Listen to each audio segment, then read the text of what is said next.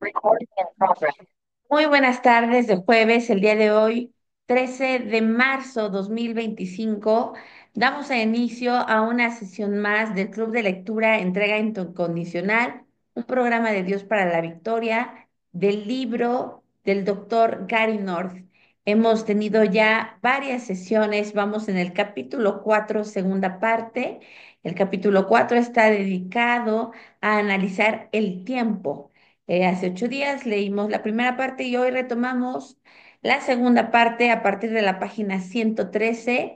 En el subtítulo Redención Final le doy la bienvenida a quien está en la sala de Zoom y a los que ven esta grabación por diferido. Comienzo la lectura. Redención final. La manifestación final de la redención de Dios en la historia se revela en el juicio final. La primera carta de Pablo a los Corintios, capítulo 15, es el gran pasaje bíblico en cuanto a esta redención final. Luego al fin, cuando entregue el reino al Dios y Padre, cuando haya suprimido todo dominio, toda autoridad y potencia, porque preciso es que Él reine hasta que haya puesto a todos sus enemigos debajo de sus pies. Y el postrer enemigo que será destruido es la muerte. Primera los Corintios 15, 24 al 26. Cuando la muerte sea por fin destruida, por la segunda muerte eterna del juicio final, Apocalipsis 20:14. La maldición del tiempo dejará libres para siempre a los que guardan el pacto. Comeremos eternamente del verdadero árbol de la vida, Jesucristo, simbolizado por el árbol histórico en el huerto y el árbol en los nuevos cielos y nueva tierra. Obviamente es Jesucristo el verdadero sanador de las naciones, no solo las hojas de un árbol literal. Apocalipsis 22:2. La parábola del trigo y la cizaña describe el proceso divino de la separación ética, la que culmina en el juicio final. La historia es una continuidad que termina con una gran discontinuidad, que proviene de afuera de la historia, que la transforma y por lo tanto que pone fin a la historia maldita. Un hombre siembra trigo en un campo.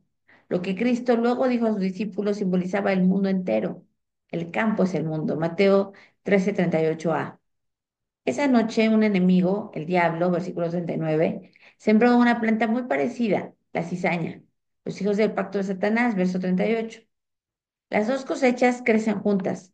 Los siervos preguntan al dueño del campo, Jesús, verso 37, si debieran extirpar las malas hierbas.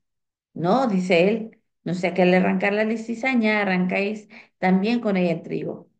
Dejad crecer juntamente lo uno y lo otro hasta la siega. Y al tiempo de la siega yo diré a los segadores, recoged primero la cizaña y atadla en manojos para quemarla, pero recoged el trigo en mi granero. Mateo 13, 29 al 30. Los segadores son los ángeles, versículo 39. Ellos son los que traen el juicio final al concluir la historia. Tanto el trigo como la cizaña crecen en el campo hasta el final. No se quitará prematuramente la cizaña del trigo en consideración a la cosecha, ni por cierto se quitará el trigo de la cizaña. El campo, el mundo, pertenece al trigo, los hijos del pacto de Dios, versículo 38. Los hijos de Dios en la historia no serán quitados de la propiedad que les pertenece por redención. Jamás en la historia se dejará la cizaña a cargo del campo. Más bien, hay una continuidad en las actividades del mundo, tanto para el trigo como para la cizaña. La parábola es bastante clara en cuanto a esto. Los ángeles vienen para separar a los salvos de los perdidos solo en el día final. Ha de ser claro que este pasaje, más que todos los demás pasajes en la Biblia, plantea los problemas más grandes para los premilenialistas dispensacionalistas. Rechaza la doctrina clave de este premilenialismo, la próxima interrupción al curso de la historia, que supuestamente será ocasionada por el rapto de los cristianos al cielo, evento que dejará a los quebrantadores del pacto a cargo del mundo por un tiempo. Así que si tomamos en serio esta parábola, la venida física de Cristo, que ningún cristiano ortodoxo creyendo en la Biblia puede negar, ha de ocurrir al final de los tiempos, en el juicio final, no en medio del proceso de la historia. La venida de Cristo terminará con la historia maldita, no la dividirá.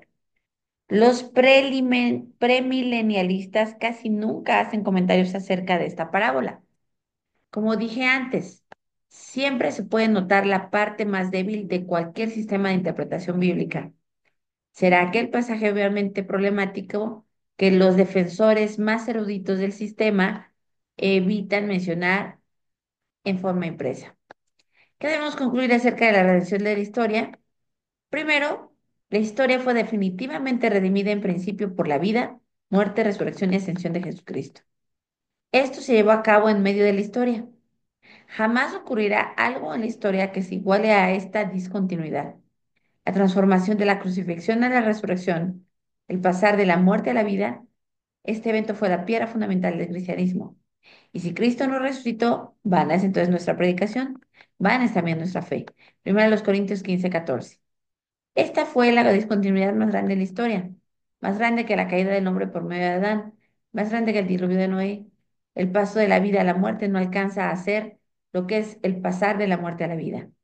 Nada ha ocurrido en el pasado ni habrá de ocurrir en el futuro que se compare a este milagro de la encarnación de Cristo, Dios con nosotros. Después de su ascensión al trono de Dios, Él envió al Espíritu Santo para inaugurar la continuidad progresiva de la victoria de su pueblo, obediente al pacto en la historia. Negar esta continuidad de victoria es negar implícitamente el poder del Espíritu Santo en la historia y negar también el poder de la ley para transformar las culturas, pese a que el Espíritu Santo capacita a los que guardan el pacto para obedecerla cada vez más. El tiempo representativo. Ana, ¿puedes continuar leyendo de favor?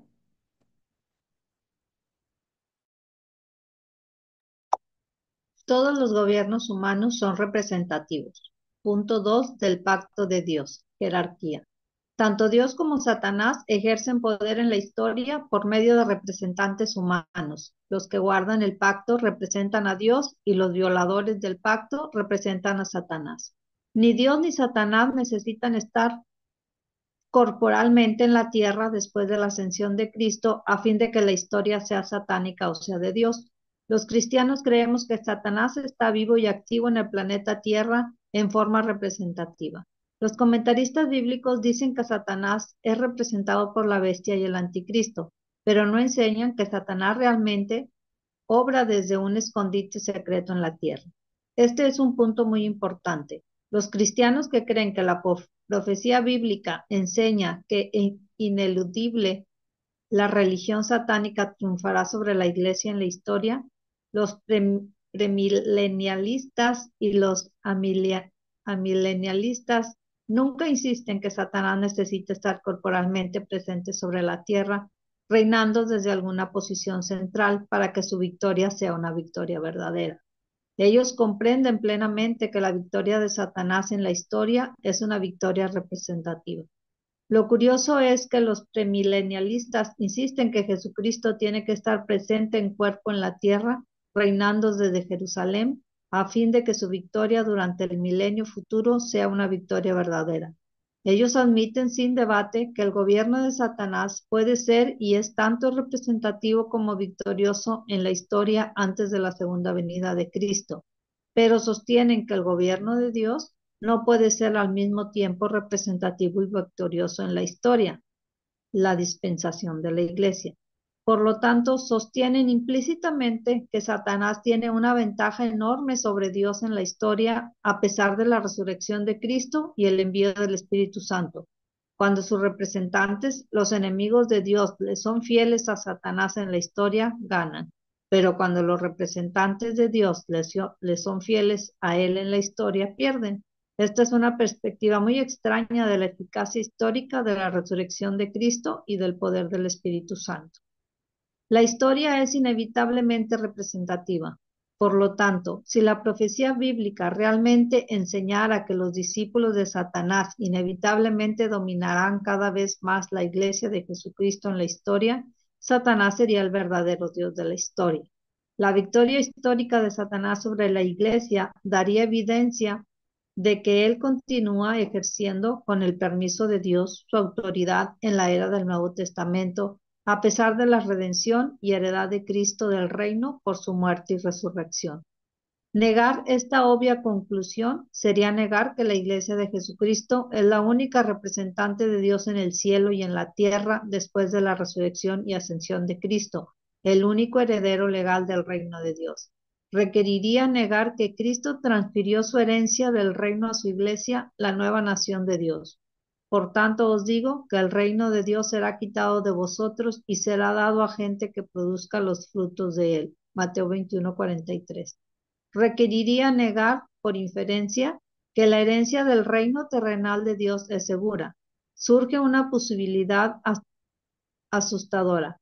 Si la Iglesia no puede confiar en la permanencia de su herencia asegurada por Dios del reino terrenal, ¿cómo puede el cristiano estar seguro de la permanencia de su herencia asegurada por Dios del reino eterno?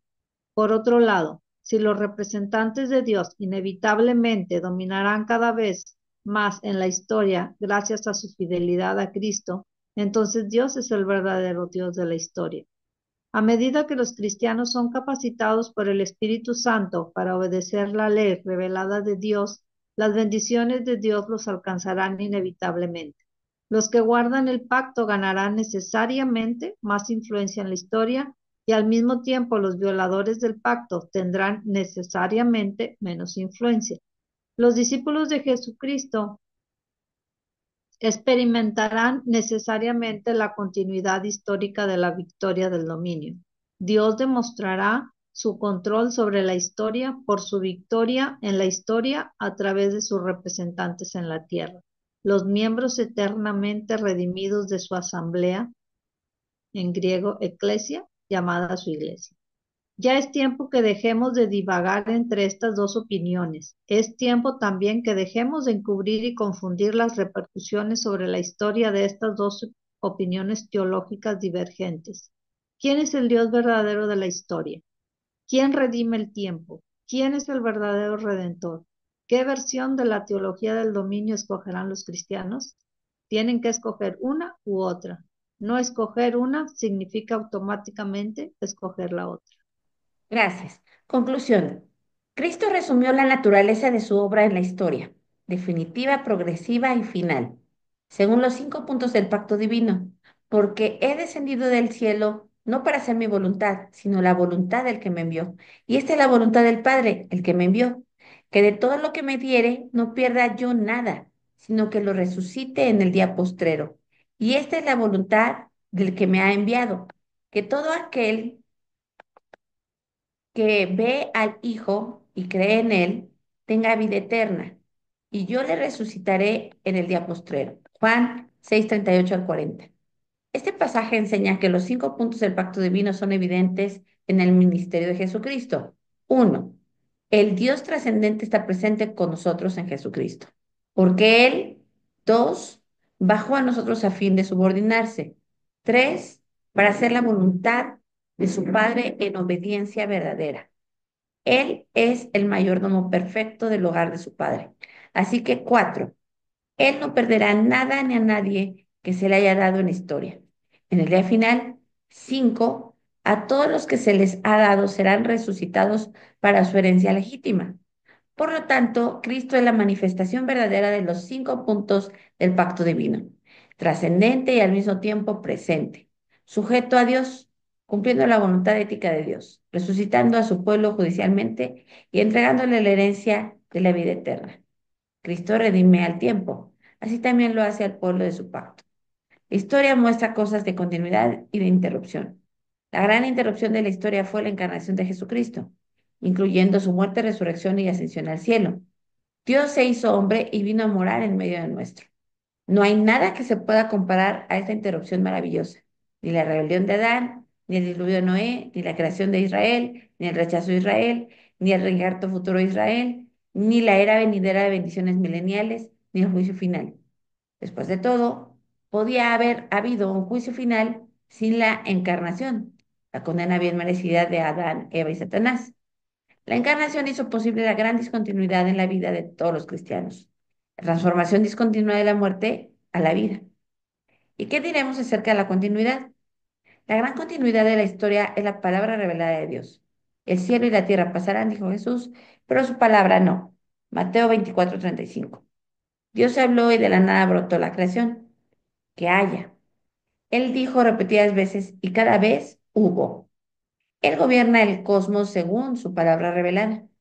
Además, su Hijo es la palabra misma de Dios, el Logos divino, Juan 1:1, el Creador, Juan 1:3. Él, que es la imagen del Dios invisible, el primogénito de toda creación, porque en Él fueron creadas todas las cosas, las que hay en los cielos y las que hay en la tierra, visibles e invisibles, sean tronos, sean dominios, sean principados, sean potestades, todo fue creado por medio de Él y para Él. Y Él es antes de todas las cosas y todas las cosas en Él subsisten. Colosenses 1 del 15 al 17. La segunda persona de la Trinidad mantiene al cosmos providencial y personalmente sosteniéndolo momento a momento. En resumen, la palabra personal de Dios, Jesucristo, es la base de la continuidad histórica. Él gobierna la historia según una causa y efecto ética. Principios éticos que son revelados con claridad son en la Biblia. La Biblia muestra casos de discontinuidad, el pecado de Adán y la muerte y resurrección de Cristo. La Biblia también nos ilustra casos de continuidad en la progresiva victoria de los que guardan el pacto sobre los que quebrantan. La ley de Dios es más poderosa que la ley del hombre. El Espíritu Santo es más poderoso que el espíritu del hombre rebelde. De este modo, la historia es progresivamente redimida. La historia manifiesta progresivamente el cumplimiento de Efesios 5 del 14 al 16, por lo cual dice, despiértate tú que duermes, y levántate de los muertos y te alumbrará Cristo. Mirad pues con diligencia cómo andéis, no como necios, sino como sabios, aprovechando bien el tiempo, porque los días son malos. Hasta que Cristo venga en el juicio final, siempre habrán días malos, pero estos mejorarán progresivamente por el poder transformador del Evangelio y del Espíritu Santo. Jesucristo compró definitivamente el tiempo en el Calvario. Él lo compra de nuevo poco a poco mediante el trabajo que su pueblo obediente al pacto de Dios bajo la guía del Espíritu Santo. Él lo comprará finalmente en el día del juicio. Negar esta verdad bíblica sobre el efecto de Cristo en la historia es negar el poder transformador del Evangelio de Jesucristo. Es incluso negar el poder del Espíritu Santo en la historia. Significa afirmar que los efectos de la transgresión de Dios son más poderosos a través de la historia que los efectos de la resurrección de Jesucristo. Por lo tanto, es afirmar del poder dominante de Satanás y sus seguidores en la tierra, en la historia. En conclusión, el dominio es un concepto ineludible. No hay opción entre el dominio o no. Es cosa de dominio de quién.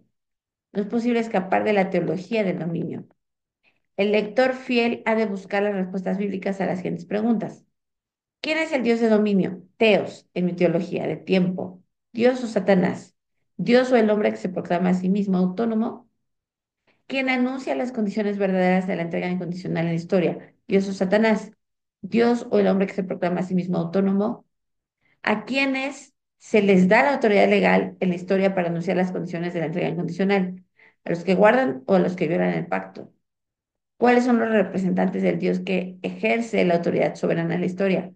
¿Los seguidores de Satanás o los seguidores de Cristo? Los cristianos no han de repetir el error de mantener silencio en el tiempo que queda antes de que Dios revele su juicio ardiente. Esto es lo que hicieron los hebreos del tiempo de Elías. Los cristianos han de hacerse la misma pregunta de Elías, luego contestarla según el pacto. ¿Hasta cuándo claudicaréis vosotros entre dos pensamientos? Si Jehová es Dios, seguidle. Y si Baal, id en pos de él. Y el pueblo no respondió palabra. Primera de Reyes 18:21. ¿Hasta cuándo claudicará la iglesia de Jesucristo entre dos pensamientos? Si Dios es el Dios de la historia, entonces sigámosle. Y si Satanás, representado hoy en día por el hombre que se proclama autónomo, entonces síganlo. Y el que elija a Dios como el Dios de la historia, entonces que deja de predicar que los representantes de Dios resultarán inevitablemente vencidos en la historia. Hasta aquí queda la lectura del capítulo 4. Viene el resumen de la primera parte, la vamos a leer. Ana, ¿crees que me puedes ayudar a leer esta parte, de favor? Sí. ¿Está usted listo para tomar el examen sobre qué es una sociedad cristiana? Yo decía en la introducción que cuatro preguntas son claves para comenzar a examinar una sociedad. ¿Cuál es su perspectiva de Dios? ¿Cuál es su perspectiva del hombre? ¿Cuál es su perspectiva de la ley y cuál es su perspectiva del tiempo? Primero, la perspectiva cristiana de Dios es el punto fundamental. Dios es una Trinidad, tres personas, aún así un ser en comunión que actúa como una persona. Por lo tanto, este Dios es al mismo tiempo y más allá del tiempo uno y diverso. Dios es tanto una unidad como una colectividad. Dios es el creador del universo. Todo el universo fue creado de la nada como respuesta a su palabra. Ninguna porción de este universo comparte parte alguna del ser de Dios. El cristianismo afirma la distinción entre el creador y la criatura. Dios es fundamentalmente diferente de su universo. Dios mantiene el universo por medio de su administración providencial. El universo no puede ser impersonal, ya que descansa totalmente sobre Dios, un ser personal. Por lo tanto, el cristianismo afirma el personalismo cósmico. No hay fuerzas independientes que dirijan la creación, fuerzas que estén más allá de Dios o separadas de Él. Todas las cosas que suceden tienen sentido porque el plan de Dios gobierna toda la historia. El universo tiene su fundación en el plan de Dios. Dios lo sabe todo a fondo. Él tiene el control completo de todas las cosas. No hay zona de neutralidad en el universo, ninguna zona cósmica de autonomía, independencia de Dios y su administración providencial. Todo pecado es personal, ya que siempre es la rebelión de una criatura contra un ser personal. No hay ni un fragmento de casualidad en el universo, ninguna clase de podría haber sucedido así, cósmico, ninguna área de existencia desconocida por Dios. Dios es completamente soberano sobre el universo porque Él lo creó y lo sostiene actualmente. El primer capítulo de Génesis y los capítulos 38 hasta 41 del libro de Job nos cuentan de los actos creativos de Dios y su autoridad completa sobre toda la creación. Así también el noveno capítulo de la carta de Pablo a los Romanos. Segundo, el cristiano tiene una perspectiva única del hombre. El hombre fue creado a la imagen de Dios para extender la ley de Dios sobre la tierra. El hombre fue creado como el representante de Dios en la tierra. El trabajo del hombre es subyugar la tierra. Este mandato de dominio por medio del pacto fue recomendada a Noé después del diluvio mundial, Génesis 9:17. El hombre no puede escaparse de este mandato salvo en el infierno y más tarde en el lago de fuego. Cuanto más se ajuste un hombre a una sociedad a los estándares revelados de la ley bíblica, más cumple ese hombre o sociedad las condiciones del mandato de Dios al hombre. Este mandato es tanto personal como colectivo. Tanto se responsabilizará por su cumplimiento a los hombres como a las colectividades. El hombre, sin embargo, es rebelde. Él cayó éticamente cuando se opuso a la ley de Dios y comió del árbol de la ciencia del bien y el mal. Él quería una iluminación, un conocimiento inmediato, una autoridad para determinar por sí mismo el bien y el mal. Dios lo arrojó del huerto de Edén con su esposa, quien era como un ayudante de Adán. Dios los maldijo físicamente como también a la tierra. Esta maldición hizo mucho más difícil el cumplimiento del mandato de dominio y al mismo tiempo se creó la posibilidad de mayor productividad y mayores ingresos personales, ya que la maldición de la escasez económica exige que los hombres cooperen los unos con los otros. El principio de la división del trabajo aumenta el rendimiento de todos cuando los hombres cooperan voluntariamente en vez de usar la fuerza para destruirse los unos a los otros. El hombre es todavía la imagen de Dios, pero esta imagen está desfigurada éticamente. Por eso el hombre rechaza la autoridad de Dios sobre sí mismo y prefiere, en cambio, adorar a las criaturas en vez del Creador. Por lo tanto, el hombre va a la destrucción eterna a menos que Dios intervenga y lo traiga a la fe en Jesucristo, el Cordero sacrificial de Dios, el sumo sacerdote de Dios y el Hijo de Dios, el Rey y sustentador de la creación. Los hombres no pueden escapar del mandato de dominio, pero llevan a cabo su salvación o condenación como subordinados de Dios.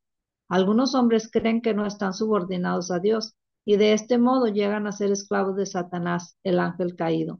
Desde la muerte de Cristo en la cruz, cada reino lucha por la victoria, pero el reino de Cristo tiene la victoria asegurada mientras que el de Satanás tiene garantizada la derrota final. A medida que los súbditos de Dios, los cristianos, cumplan el mandato de dominio, la creación será progresivamente restaurada.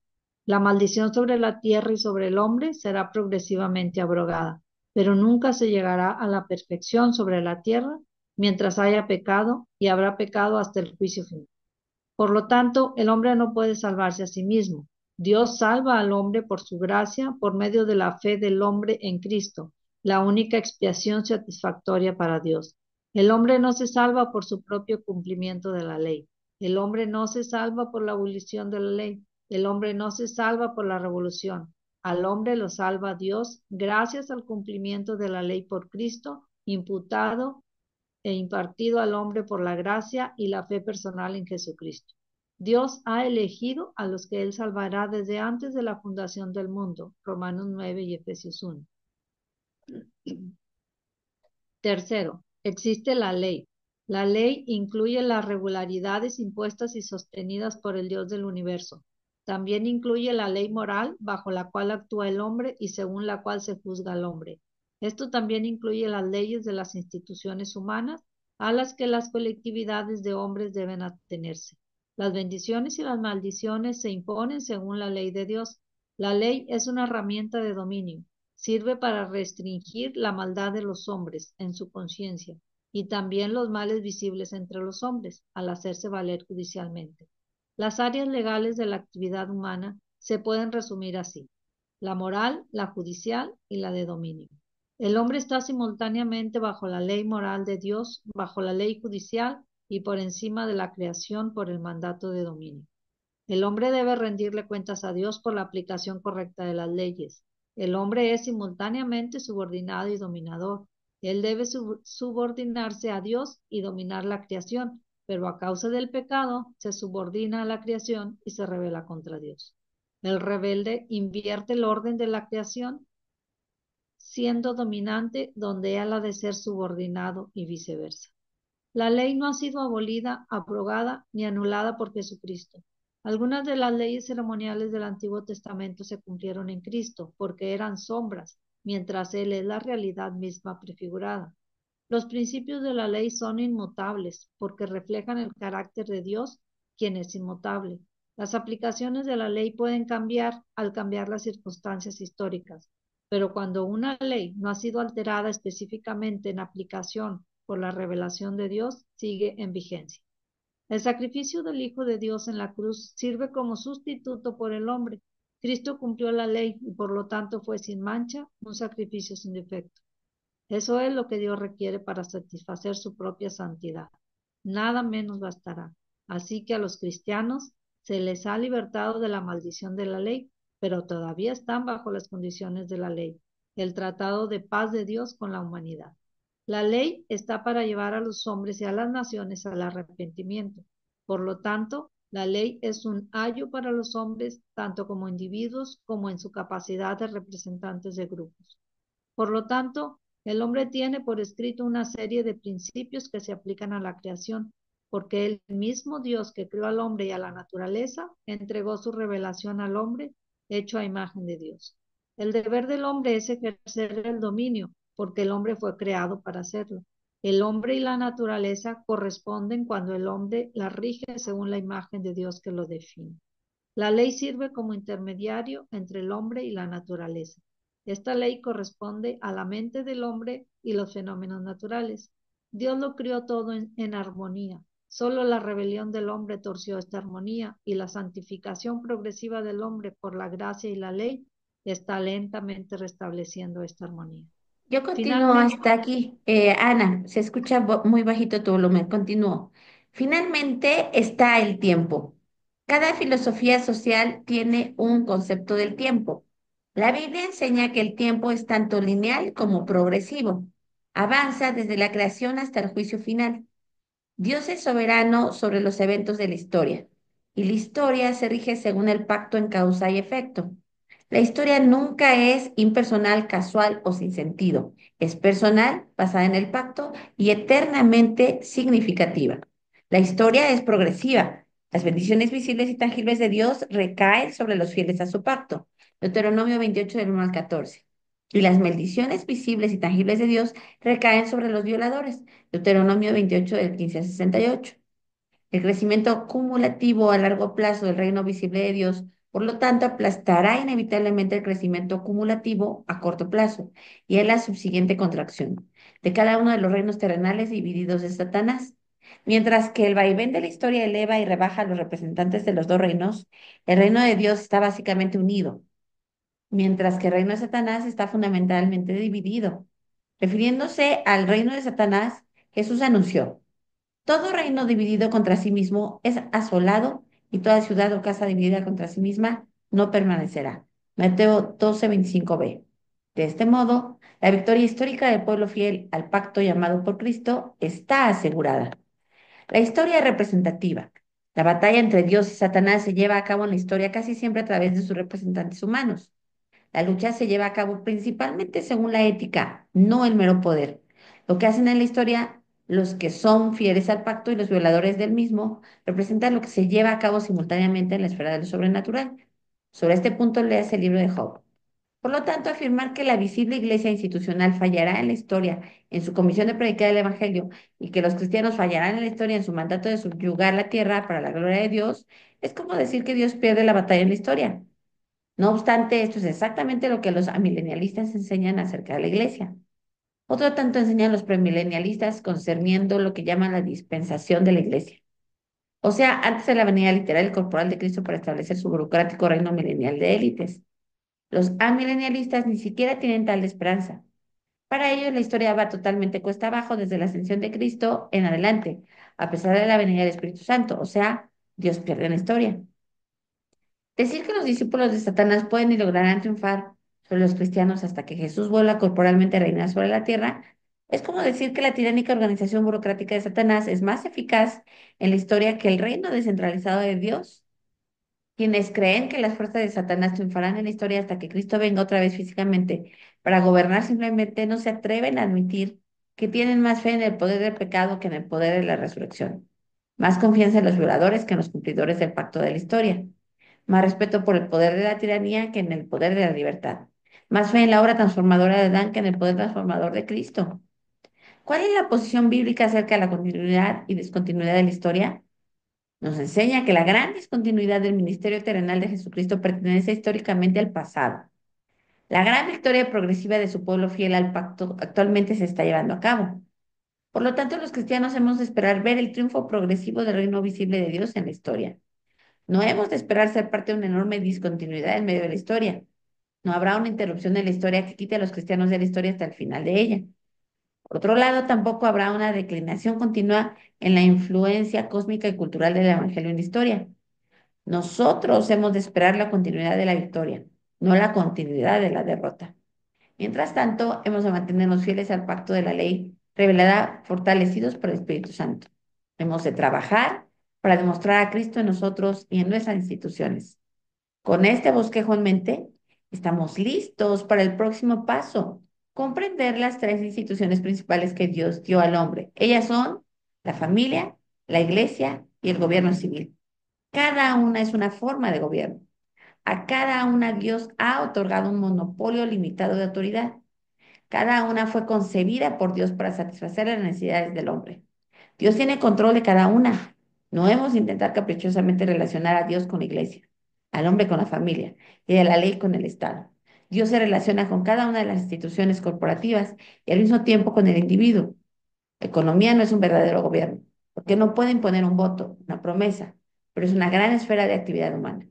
El hombre participa en las cuatro esferas. La ley gobierna las cuatro. Estas instituciones forman las bases estructurales del reino de Dios en el tiempo y sobre la tierra, aquí y ahora.